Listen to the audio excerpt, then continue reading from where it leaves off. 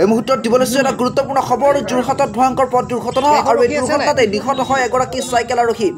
যোৰহাট মহবন্ধা দিছা নাৰ্চাৰীৰ সমীপত সংঘটিত হয় এই ভয়ংকৰ পথ দুৰ্ঘটনাত নিহত হয় এগৰাকী চাইকেল আৰোহী দেৰগাঁও দিশৰ পৰা তীব্ৰ বেগত আহি থকা এখন চেণ্ট্ৰ বাহনে এগৰাকী চাইকেল আৰোহীক খুন্দা মৰাৰ ফলতে সংঘটিত হয় এই ভয়ংকৰ পথ দুৰ্ঘটনা আৰু এই দুৰ্ঘটনাত গুৰুতৰভাৱে আহত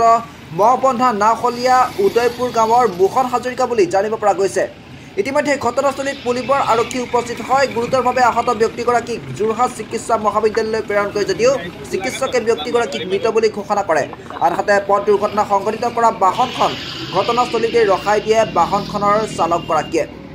ইফালে দুৰ্ঘটনা সংঘটিত কৰা বাহনখনৰ নম্বৰ হৈছে AS05E1152 আৰু ইতিমধ্যেই আৰক্ষীয়ে দুৰ্ঘটনাৰ সন্দৰ্ভত তদন্ত অব্যাহত ৰাখিছে পুনৰ জনাইছোঁ এই মুহূৰ্তৰ এটা গুৰুত্বপূৰ্ণ খবৰ যোৰহাটত ভয়ংকৰ পথ দুৰ্ঘটনা আৰু এই দুৰ্ঘটনাতেই এগৰাকী চাইকেল আৰোহী থিতাতে নিহত হৈছে বুলি জানিব পৰা গৈছে